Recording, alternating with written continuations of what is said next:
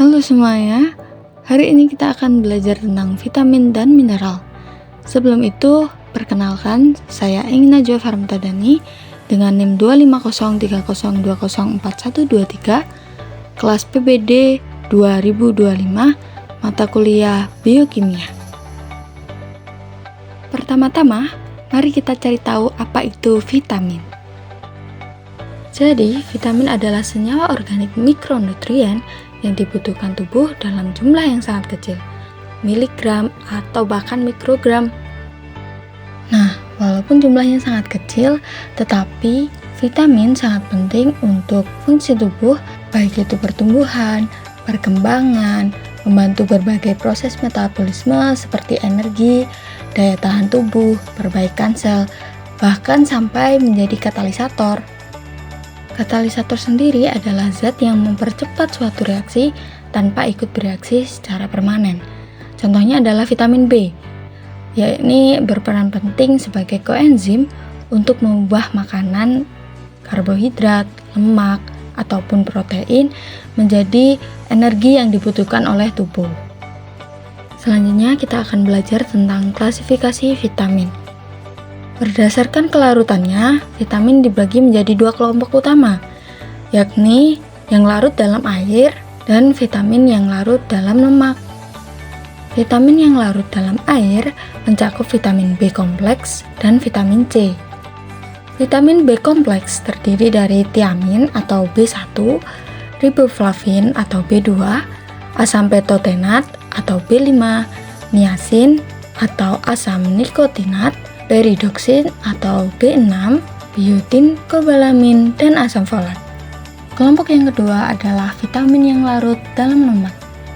Terdiri atas vitamin A, vitamin D, vitamin E, dan vitamin K. Selanjutnya mari kita cari tahu apa fungsi vitamin tersebut. Yang pertama adalah vitamin B1 atau tiamin.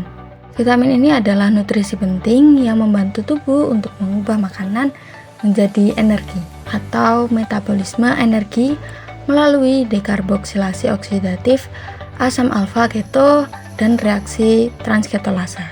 Nah, tubuh tidak dapat menyimpan vitamin B1 ini dalam jumlah yang besar, sehingga perlu dipenuhi secara teratur melalui makanan-makanan yang dikonsumsi seperti daging, kacang-kacangan maupun beras merah.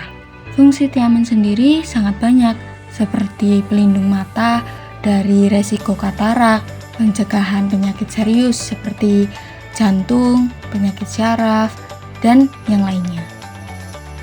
Selanjutnya adalah vitamin B2 atau riboflavin. Vitamin ini penting untuk berbagai fungsi biologis, terutama menjadi komponen penting dalam metabolisme energi, metabolisme asam amino, dan purin.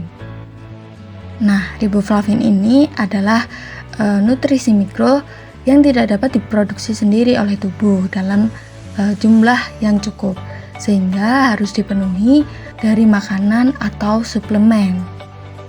Fungsinya jelas sangat banyak, yakni metabolisme energi, pertumbuhan, dan fungsi sel. Salah satunya adalah dengan membantu proses produksi sel darah merah. Kemudian ada kesehatan kulit, mata, dan syaraf. Nah, vitamin B2 ini juga sangat sensitif dan mudah rusak jika terpapar cahaya termasuk sinar UV. Selanjutnya ada vitamin B3 yang juga dikenal sebagai niacin. Niacin adalah nutrisi penting yang berperan sebagai koenzim dalam tubuh. Nah, fungsi utamanya adalah membantu mengubah karbohidrat, lemak, dan protein dari makanan menjadi energi yang dapat digunakan oleh tubuh. Lebih tepatnya menjadi bagian dari koenzim NAD dan NADP yang membawa ion hidrida selama proses metabolisme tersebut. Jika tubuh kekurangan vitamin B3 yang parah akan menyebabkan penyakit yang ditandai dengan 4D, yakni dermatitis, diare, demensia, dan jika tidak diobati maka akan menimbulkan death atau kematian. Selanjutnya adalah vitamin B5 atau asam pantotenat.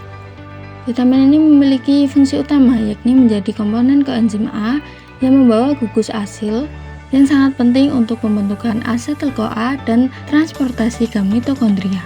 Fungsinya sangat banyak, beberapa di antaranya adalah membantu tubuh untuk memecah lemak, karbohidrat, protein yang dapat digunakan sebagai energi. Kemudian juga berperan dalam produksi hormon yang membantu tubuh untuk mengelola stres. Dan juga karena sifatnya melembabkan, jadi sering digunakan dalam produk perawatan kulit dan rambut. Vitamin ini juga mendukung sistem syaraf dan pencernaan seperti hati dan saluran pencernaan.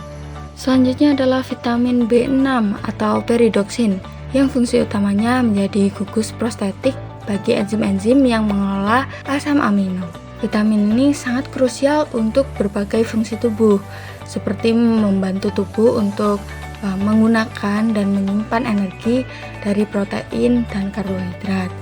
Kemudian juga berkontribusi untuk menjalankan fungsi otak dan syaraf, membantu pembentukan sel darah merah, membantu dalam sistem kekebalan tubuh, bahkan mengurangi gejala PMS. Selanjutnya adalah vitamin B9 atau asam folat yang fungsi utamanya menjadi bentuk aktif FH4 yang esensial untuk mencegah anemia. Selain itu, dia juga berperan penting dalam pembentukan materi genetik atau sintesis DNA dan RNA. Ia juga membantu pertumbuhan jaringan, bahkan mengurangi resiko cacat lahir pada otak dan tulang belakang bayi. Nah, folat sendiri sangat rentan rusak oleh panas, cahaya, dan proses masak yang berlebihan. Meskipun fungsinya sangat besar, tubuh hanya membutuhkan jumlah vitamin B9 yang relatif kecil setiap harinya, yakni sekitar 400 hingga 600 mikrogram. Selanjutnya ada vitamin B12 atau kobalamin. Nah, vitamin ini menjadi nutrisi penting yang berperan krusial untuk menjaga kesehatan syaraf, pembentukan sel darah merah, dan juga sintesis DNA. Terutama fungsi utamanya adalah berperan dalam penyembuhan anemia pernisiosa. Fun fact-nya adalah tubuh manusia itu tidak dapat memproduksi vitamin ini sendiri, jadi harus memperolehnya dari makanan atau suplemen. Nah, vitamin B12 ini hampir ditemukan itu di makanan yang berasal dari hewan, seperti daging, ikan, telur, atau produk-produk susu. Ini adalah biotin atau yang dikenal sebagai vitamin B7 yang fungsi utamanya menjadi koenzim untuk reaksi karboksilasi, sintesis asam lemak, dan siklus Krebs. Selanjutnya ada vitamin C atau asam askorbat yang fungsi utamanya berperan dalam pembentukan kolagen intraseluler yang sangat penting untuk kulit dan penyembuhan luka.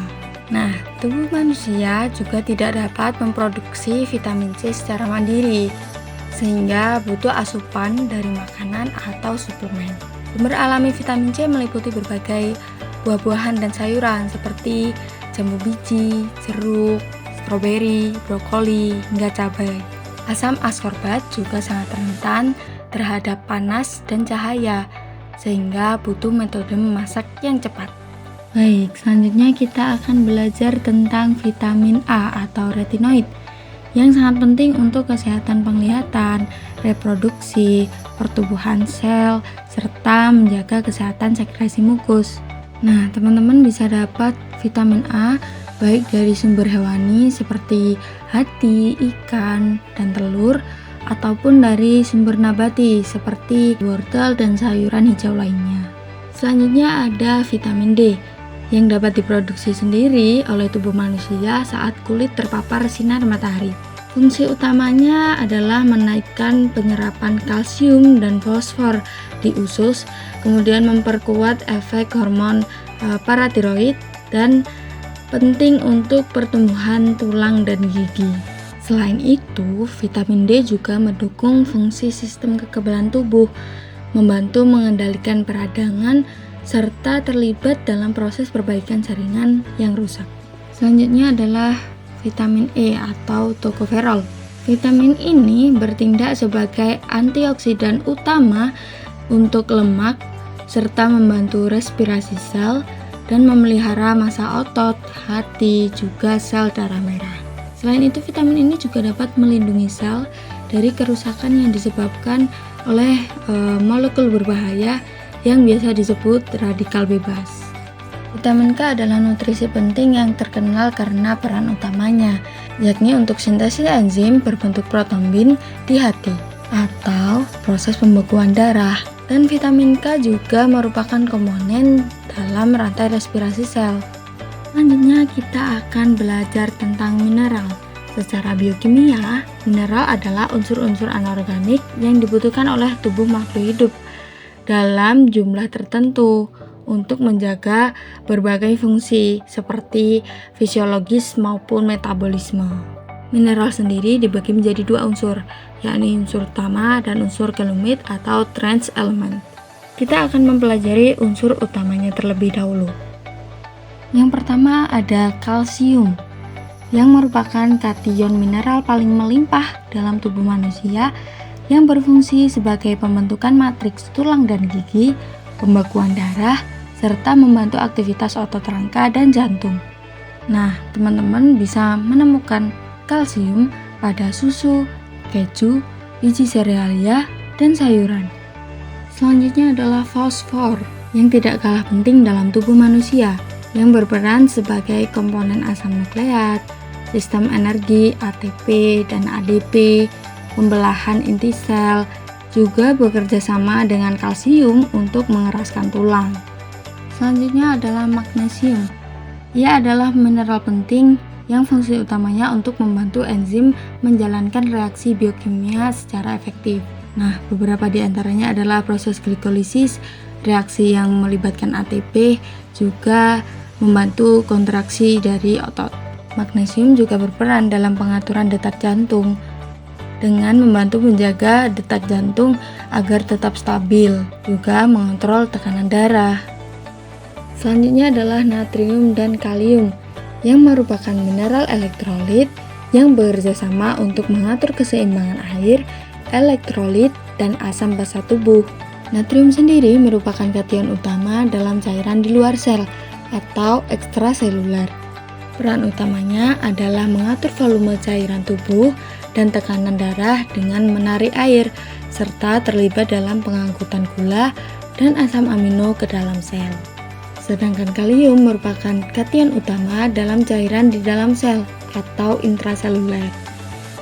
Fungsi utamanya adalah membantu sel, jantung, dan otot untuk berfungsi dengan baik, serta menjaga irama jantung tetap teratur. Teman-teman bisa mendapat natrium dari garam dapur, sedangkan kalium ditemukan melimpah dalam buah-buahan dan sayuran segar seperti pisang, alpukat, dan bayam. Nah, tetapi yang harus teman-teman ketahui adalah kelebihan natrium atau garam dapat menyebabkan hipertensi. Selanjutnya adalah mineral unsur kelumit atau trace element.